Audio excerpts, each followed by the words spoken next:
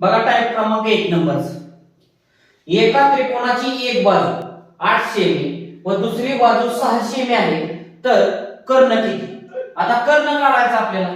असा त्रिकोण असतो,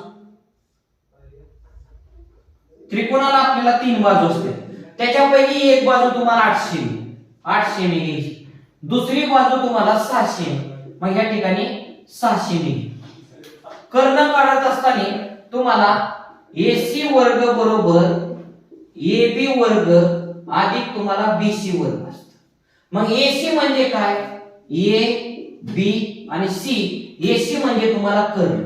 मग AC वर्ग बरोबर AB चा वर्ग किती? 8 चा वर्ग 64 अधिक BC चा वर्ग किती म्हणजे 6 चा वर्ग 36, म्हणजे 64 अधिक 36 बरोबर तुम्हाला 100. म्हणजे AC वर्ग बरोबर तुम्हाला किती? 100. तर AC बरोबर किती?